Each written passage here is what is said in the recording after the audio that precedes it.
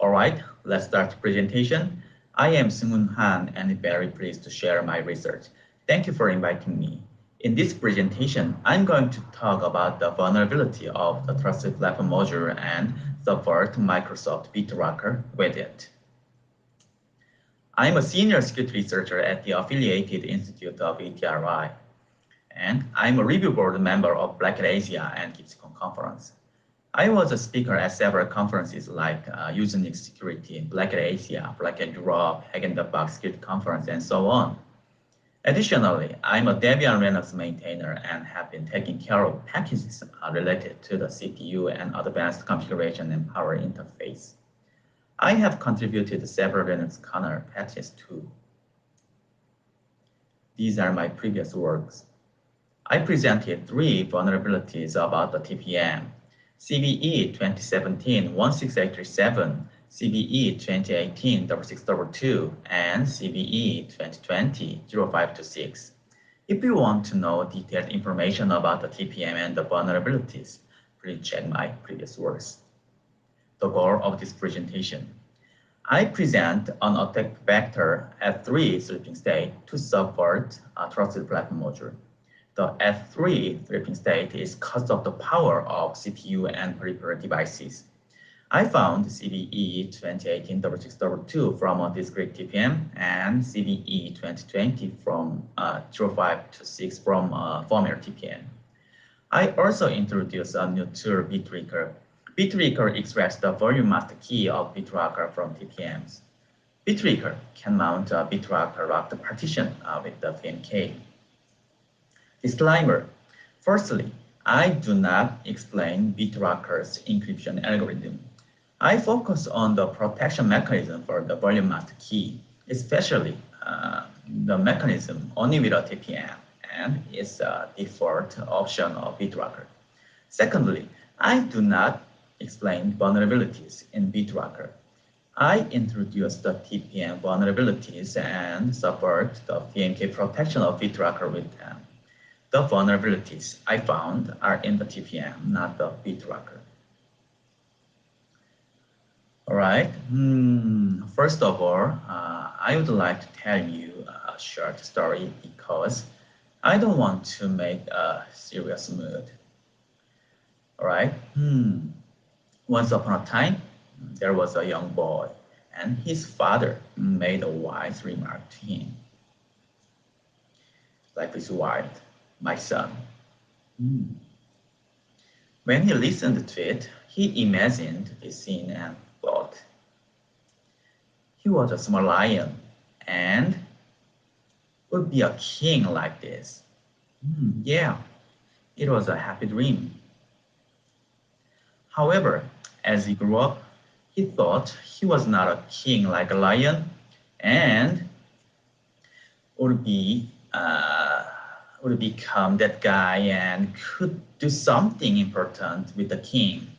But life was wild like the father's word, and he finally realized that he was just a small animal over there. And it was almost impossible to become an important person like the left side. However, he was not disappointed because he became a security researcher and the nuts were enough for him.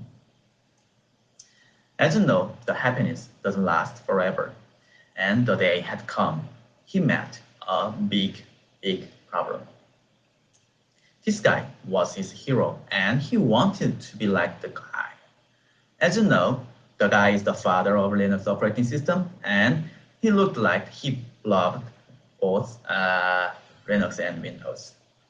So the poor security researcher tried to make the best researching machine with Windows 10 Plus, BitLocker Plus, Linux.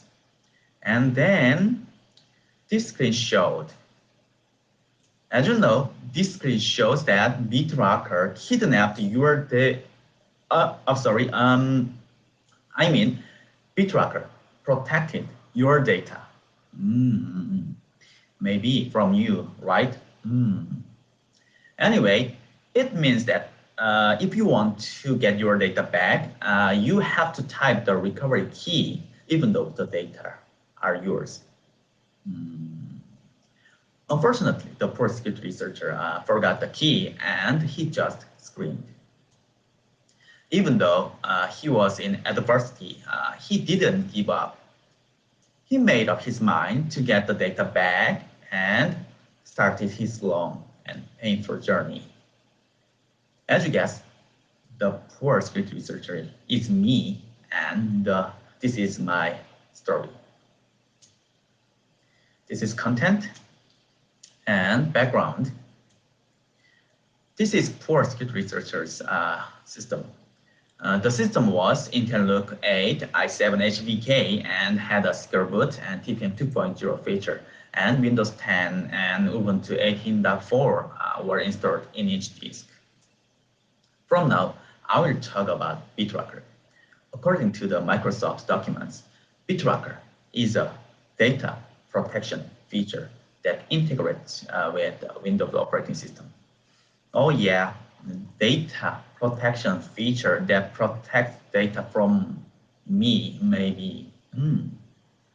Anyway, it addresses the threats of data theft or exposure from lost, stolen, or inappropriately decommissioned computers.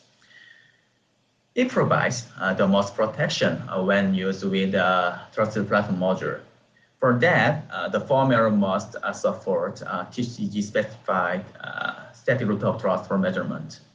The important point of the BitLocker are Trusted Platform module and static root of trust for measurement. TPM is a tamper-resistant device and has two versions, TPM 2.0 and TPM 1.2. TPM is used to determine the trustworthiness of a system by investigating the values stored in the PCRs. TPM is also used to limit access to secret data based on specific PCR values. For this, TPM has two operations, seal and unseal, to manage secret data. Seal operation encrypts the secret data with PCRs of the TPM. Unseal operation can decrypt the sealed data only if the PCR values matches the specific values. BitLocker of Microsoft uses the seal and unseal functions for VNK protection. The root of trust for measurement sends integrity-relevant information to the TPM. TPM specification calls this accumulating operation extend. As you see the extend process on the middle of the page, the TPM accumulates the measurements to a PCR with the previously stored value in the PCR. Because of this process, a small bit that changes to a PCR value will affect all the following extended values. RTM is the CPU controlled by core RTM, and it is the first set of instructions when a new chain of trust is established. Static RTM is started by static CRTM when the host platform starts at power on or restart. The important point of SRTM is that it extends measurements or hashes of components to PCRs before passing control to them.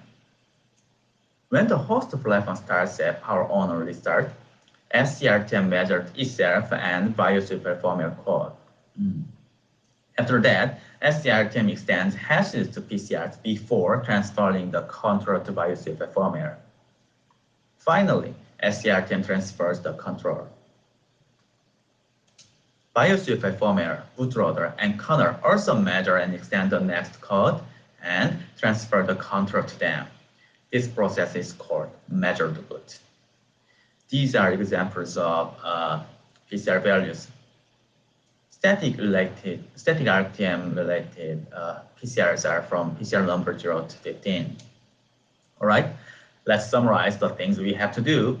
As I mentioned before, the TPM protects VMK. So, firstly, we have to recover PCRs of a TPM to unseal the VMK. Secondly, we have to get the encrypted VMK from BitLocker. Thirdly, we have to decrypt the encrypted VMK with the TPM. And finally, we have to unlock BitLocker locked partition with the VMK. subverting TPMs with one vulnerability. Many security researchers have tried to get the VMK with physical bus attacks like these. Wow, they are amazing, right? But I could not use this way because firstly, my soldering skill is not as good as these researchers, Secondly, the PC was my company's property, so it means the PC was not mine, and if I failed to fix it, I would have another big problem. Anyway, the physical bus attack was rational and practical. TPM is a tamper-resistant device, so it is hard to get data from inside of a TPM. However, the bus called low pin count is not secure and tamper-resistant. Researchers believe PCRs of a TPM were well protected. According to the TPM specifications, SRTM PCRs only can be reset by host reset. That means power on or restart. We usually trust the specification, but the implementation is unfortunately, software development is not easy these days because there are so many people who support the developer like this. Project manager, security manager, manager of manager, even CTO and CEO heartily support the developer. And due to it, the developer has no time to read the specification carefully. Because of this environment, I could find and publish CVE 2018-622. It could reset the TPM when the system entered the F3 sleeping state of the Advanced Configuration and Power Interface, or ACPI. After exploiting the vulnerability, all PCRs and states were initialized. Due to the vulnerability, I could reset the TPM without physical access. Unlike other researchers, entering a F3 sleeping state was enough to exploit the vulnerability.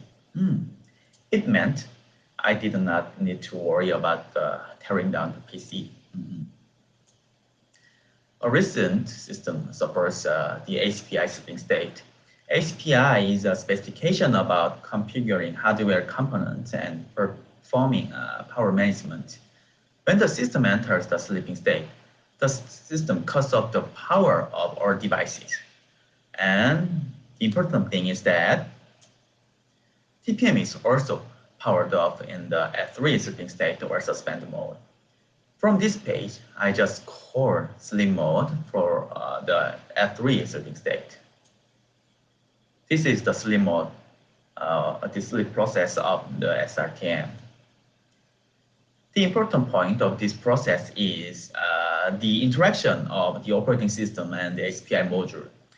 For the ACPI sleep process to work correctly, the operating system and the ACPI module have to collaborate with each other in a predefined order. What if the operating system is compromised and does not notify the TPM of sleep? This is the SRTM vulnerability, and I call it the gray area vulnerability, CVE 2018-622. If you want to know the reason of the name, please check my previous works. This is the impact of CVE 2018-622. As you see, the left one is normal PCRs of the TPM when SRTM is enabled, and the right one is PCRs after exploiting the vulnerability. Or SRTM PCRs are cleared. So I tried to exploit the TPM with the vulnerability, and my effort would be gone. Because this is the TPM information, and it said Intel TPM. As you know, Intel didn't make the hardware TPM. So this means that, yeah, something wrong. Let's go back to the TPM. There are two typical types of TPMs. One is a discrete TPM and the other is firmware TPM. Discrete TPM or DTPM is a hardware-based TPM and connected to LPC bus.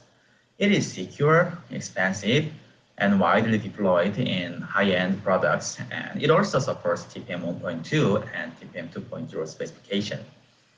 Firmware TPM or FTPM is a firmware-based TPM and resides in a secure processor. It is maybe secure, cheap, and also widely deployed from entry products to high-end products. It usually supports only TPM 2.0 specification. To get my data back, I tested CVE 2018-6622 and unfortunately, Intel Platform Trust Technology or PTT also had the slim mode vulnerability. So I reported it to Intel in February 2018 and 19, and they assigned Intel Security Advisory and CVE 2020-05-6. According to my test result, many manufacturers such as Intel, Lenovo, Gigabyte, and Asus were vulnerable at the time.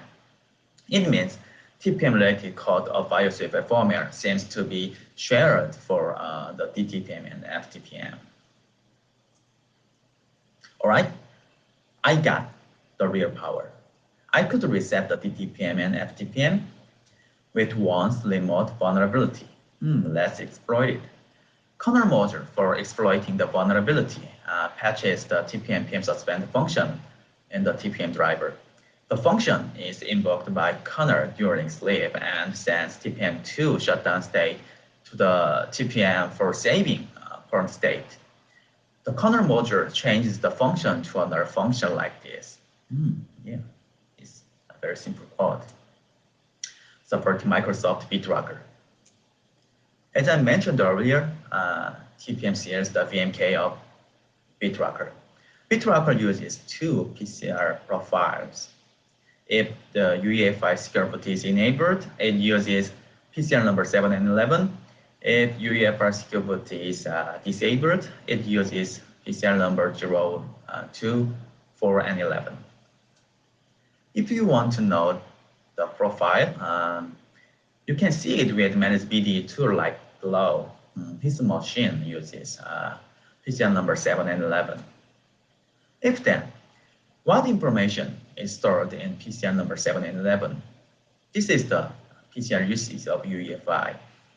The TPM specification said secure boot policy information like keys, certificates used by UEFI is stored in PCR number 7, and operating system defined information is stored PCR number 11.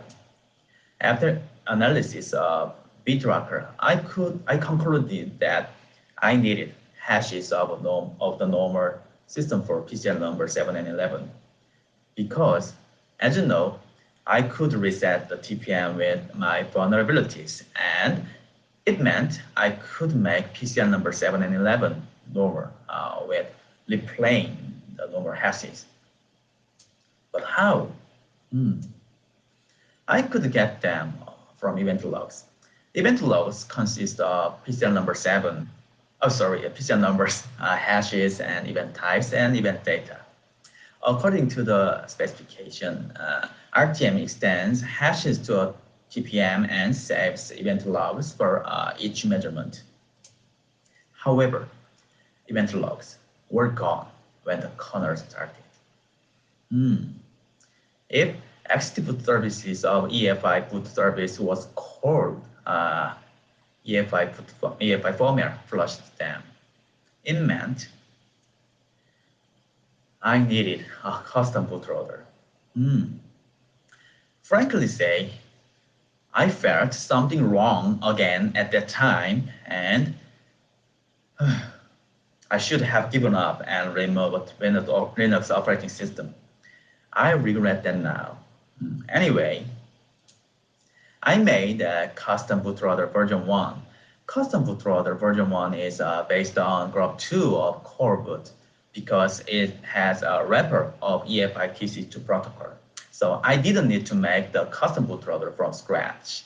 Uh, for event logs, I added a new feature that got event logs and saved them into addresses 18,000. The event logs function, the get event logs function returned cryptoasile log format like this, and it consists of a single header and multiple log data. So I had to parse each entry from the start and to the end. And finally, I got the event logs. This is the boot sequence of custom bootloader and kernel. When BIOS UEFI firmware starts, it loads SIM bootloader because of secure boot, and SIM bootloader is signed by Microsoft, and Linux operating system can boot with it. SIM bootloader loads my custom bootloader version 1, and it executes get event logs function and extracts event logs like this. On the left side, PCL numbers are shown, and on the right side, hashes are shown. And then custom bootloader executes rinse kernel, and it loads the kernel module and user level applications. The kernel module loads event logs and dumps them into a kernel log file. Lastly, BitLeaker loads event logs from a kernel log file and replay them to the TPM. Even though I got the hashes, I couldn't get my data back yet. Let's see the boot sequence again for the reason.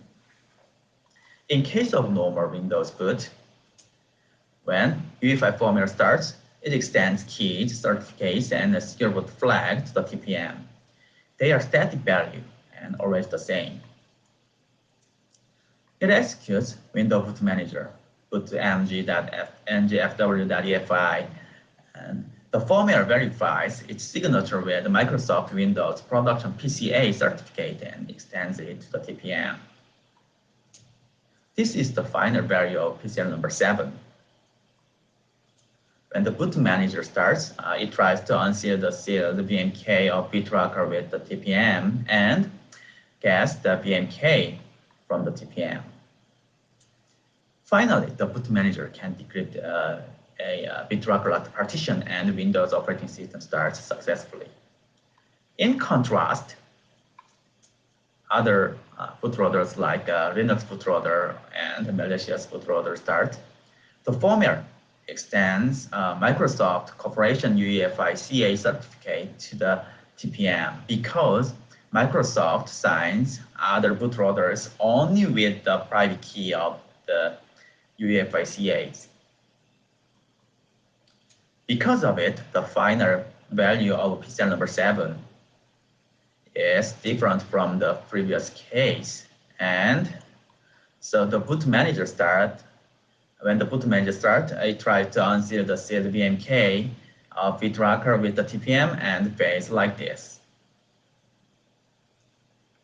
Fortunately, getting a hash of Microsoft Windows Production PCA is easy because secure boot has been widely deployed, and I could get it from other PCs. Additionally, Microsoft Windows also saves our measurement logs, so I could get it from Microsoft TPM PCP toolkit. This is the result of the PCP toolkit, and this is the hash of Windows Production PCA certificate.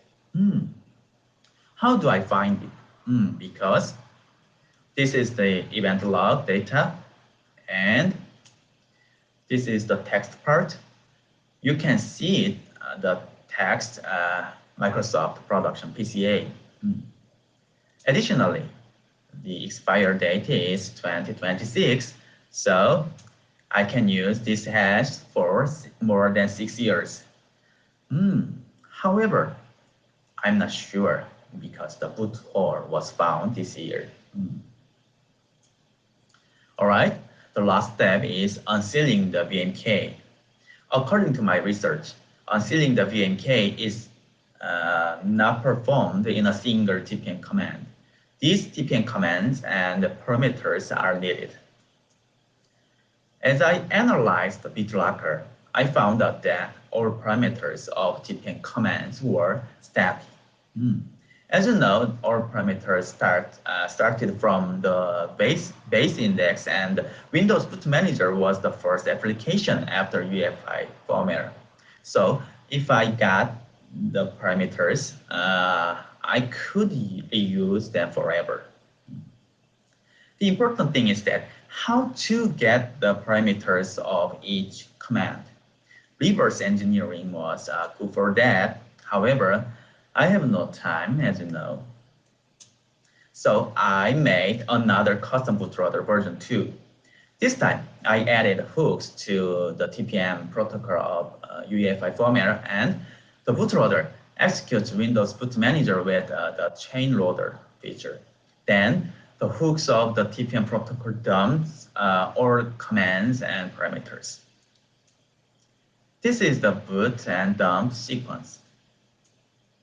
When the UEFI firmware starts, it makes an EFI TCP protocol service structure like this.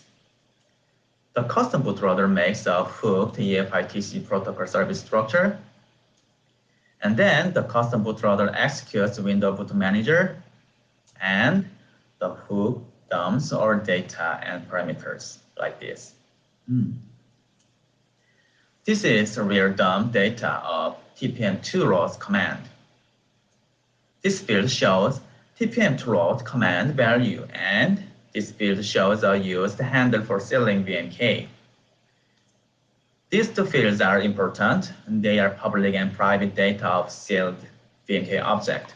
The output buffer is below is the response of the TPM command.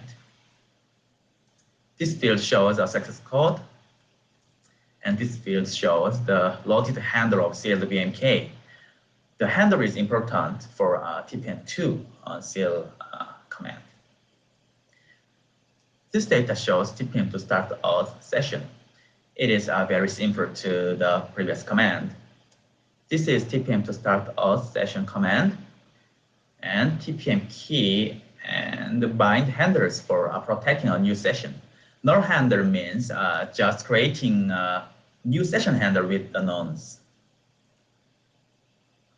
This is a hash of the nonce, and the response has a success code and a new session handler. The session handler is important and used for TPM2 unseal command. This shows TPM2 policy authorize and TPM2 policy PCR command. TPM2 policy authorize is very simple. It allows a new policy to the session. So the parameters are a TPM command and the session handle that created on the previous page. The result has a success code. TPM2 policy PCR means creating a policy that includes specific PCR values. So the parameters are TPM2 policy PCR and the session handle and policy digest and the map. And the result shows an error code. The code is the TPM return code value. TPM return code value means the value is not correct, and the reason is that PCR number 7 and 11 are not matched with PCRs used for sealing VMK. For us, this is not a big problem because we already have the power that resets and makes the TPM normal. So the final result looks like this. This shows TPM2 unseal command, and these two are the loaded handle of sealed VMK and session handle, and the result is success, and this is the VMK. Whew. It was a long journey, right? Yeah. And if this was the last page of my journey, I couldn't be here as a speaker. I tried to find where the public and private data of sealed VMK were, and I also tried to find where the PCR policy and bitmap were. This is very, very important because if I if I find this information, I can extract the VMK from other PCs. And the location is the BitLocker metadata. BitLocker saved parameters into the TPM encoded VMK blob of the metadata area.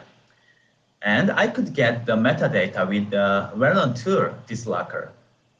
And due to it, I could also get the speaker ticket. This is the TPM encoded blob of BitLocker's metadata. This part has public and private data of sealed VMK for TPM to load command. And this part has policy digest and PCR BMF for TPM to policy PCR command. Except for these data, other parameters are static, as you know, so I can extract the VMK from other PCs. Finally, I got the last piece of the puzzle.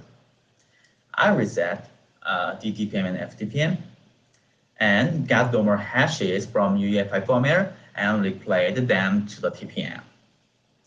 I also got a TPM encoded VMK blob and sent it to the exploited TPM. Lastly, I extracted the VMK from the exploited TPM and got my data back. BitLeaker design and implementation. BitLeaker is a new tool to get your data back. It can decrypt the BitLocker locked partition with the sleep mode vulnerability. It consists of several parts I made and customized, such as BitLeaker bootloader, BitLeaker kernel module, BitLeaker launcher, and customized BitLocker.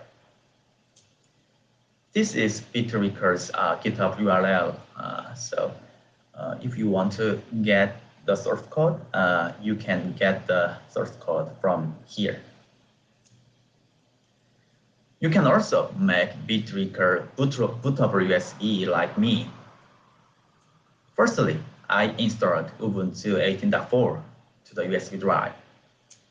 And then I built and installed my BitLeaker bootloader, customized kernel module and launcher to a USB drive.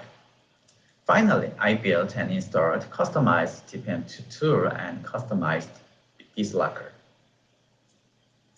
This page shows the test results. I reported the DTPM vulnerability in early 2018 and FTPM vulnerability in early 2018. Now, many products seem to be patched this vulnerability. I really appreciate global companies' responses. Thank you.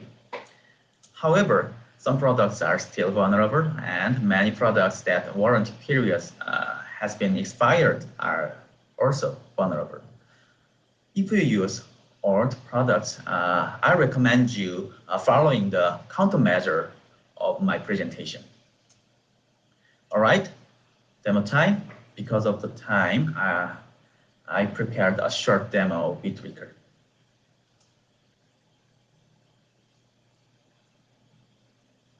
The system is booting with Windows 10. The target system is Intel NUC 8 i7 HBK. UEFI secure boot is enabled,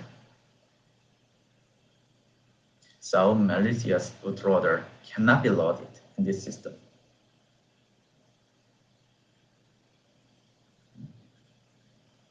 BitLocker is also enabled. BitLocker uses pixel number 7 and 11 to protect the VMK.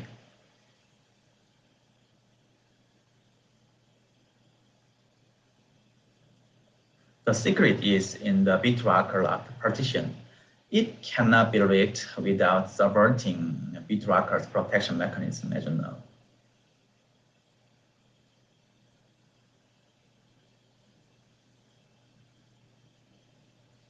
All right, let's extract the secret with BitLeaker.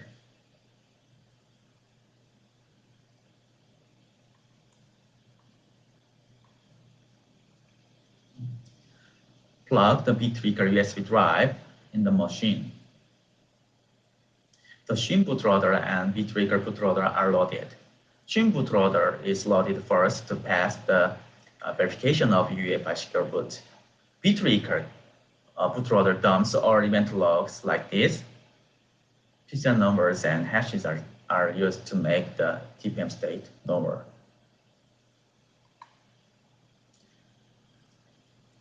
BitLeaker extracts event logs with the kernel module. The BitLeaker kernel module saves them to a kernel log file. The BitLeaker can detect a BitLocker locked partition automatically.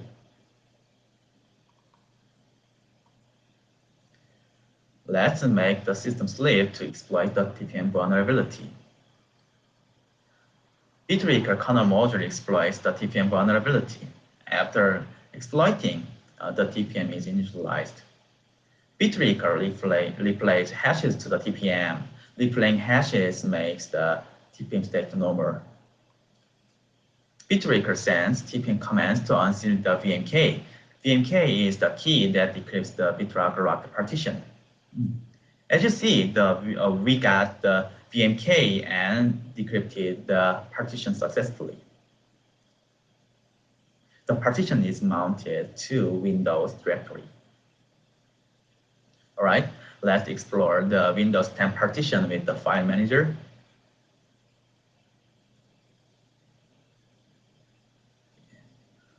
The decrypted partition is shown in it, and finally we got the secret file. This is conclusion and black soundbite. I found the sleep mode vulnerabilities CVE 2018-6622 and CVE 2020-0526 that can subvert the DTPM and FTPM using the F3 sleeping state. BitLeaker can decrypt a BitLocker locked partition. It extracts the VMK from TPMs and mounts the encrypted partition. Lastly, please update your BIOS UEFI formatter or use BitLocker with the pin. Additionally, I published the TPM vulnerabilities checking tool Mapper last year. Please check your system with the latest version of Mapper. Mapper is in GitHub. This is the last page. As you know, once upon a time, there was a security researcher over there, and he overcame adversity and went back to his peaceful life. Nothing has changed except he became a speaker and a review board member of Black Asia.